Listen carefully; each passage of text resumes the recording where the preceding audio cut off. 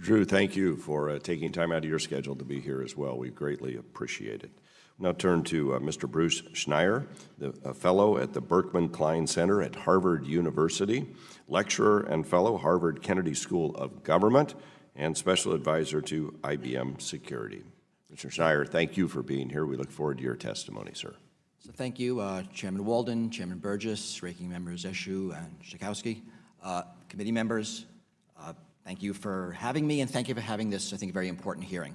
I'm Bruce Schneier. I am a security technologist, and while I have an affiliation with both Harvard and IBM, I am not speaking for any of them, and I'm not sure they know I'm here. It's a secret nobody on the internet knows either. As the chairman pointed out, there are now computers in everything, but I want to suggest another way of thinking about it, and that everything is now a computer. Right? This is not a phone. This is a computer that makes phone calls. A refrigerator is a computer that keeps things cold. An ATM machine is a computer with money inside.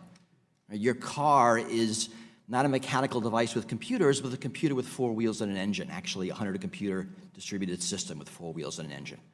And this is the Internet of Things, and this is what caused the DDoS attack we're talking about. I come from the world of computer security, and that is now everything security. So I want to give you 4 truths from my world that now apply to everything. First, attack is easier than defense. For a whole bunch of reasons, the one that matters here is that complexity is the worst enemy of security. Complex systems are hard to secure for an hour's worth of reasons. And this is especially true for computers and the internet. The internet is the most complex machine mankind has ever built by a lot, and it's hard to secure. Attackers have the advantage. 2, there are new vulnerabilities in the interconnections. The more we connect things to each other, the more vulnerabilities in one thing affect other things. We're talking about vulnerabilities in digital video recorders and webcams that allowed hackers to take down websites.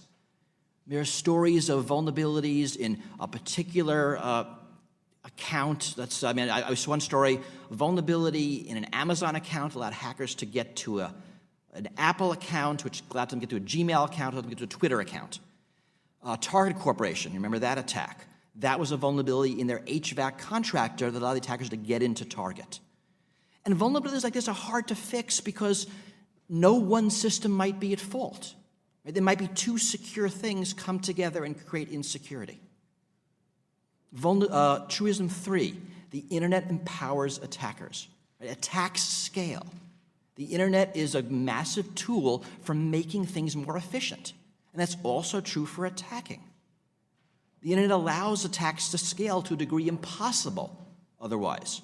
Right? We're talking about millions of devices harnessed to attack Dyne, and that code, which somebody smart wrote, has been made public. Now anybody can use it. It's in a couple of dozen botnets right now. Any of you can rent time on one on the dark web to attack somebody else. I don't recommend it, but it can be done. And this is more dangerous as our systems get more critical. The Dyne attack was benign. A couple of websites went down. The Internet of Things affects the world in a direct and physical manner. Cars, appliances, thermostats, airplanes. Right? There's real risks to life and property. And there's real catastrophic risks. 4th truism, the economics don't trickle down. Right? Our computers are secure for a bunch of reasons. The engineers at Google, at Apple, at Microsoft spend a lot of time at this. But that doesn't happen for these cheaper devices. Right? Ms. Eshu talked about this. These devices are lower profit margin, they're offshore, there's no teams, and a lot of them cannot be patched.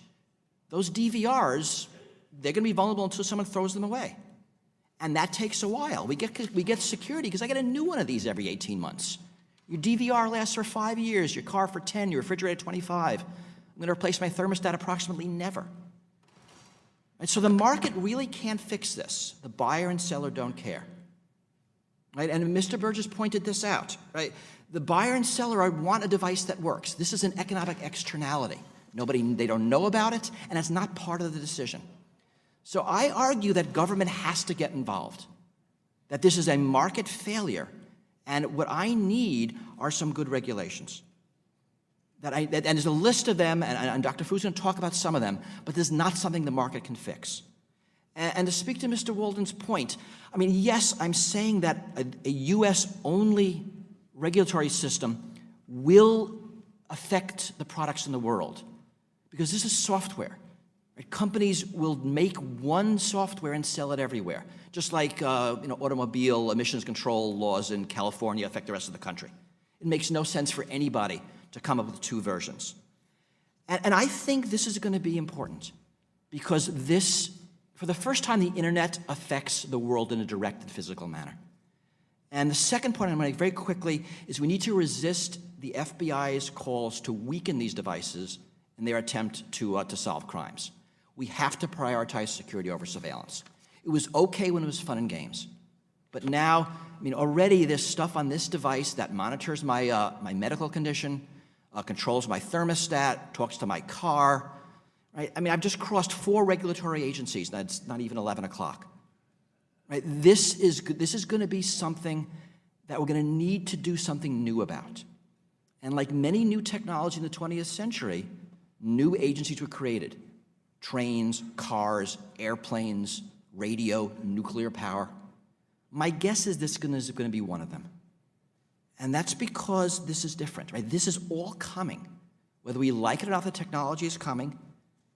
It's coming faster than we think. I think government involvement is coming. And I'd like to get ahead of it.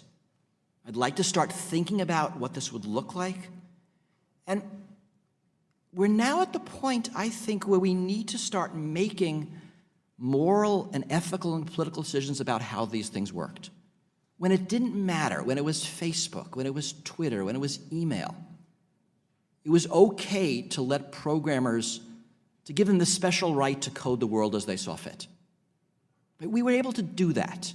But now that it's the world of dangerous things, that it's cars and planes and medical devices and everything else, that maybe we can't do that anymore. And I don't like this. I like the world where the internet can do whatever it wants, whenever it wants, at all times. It's fun. This is a fun device. But I'm not sure we can do that anymore. Right. So thank you very much, and I look forward to questions. Schneier, thank you very much. Appreciate your comments. We'll now go to Dr.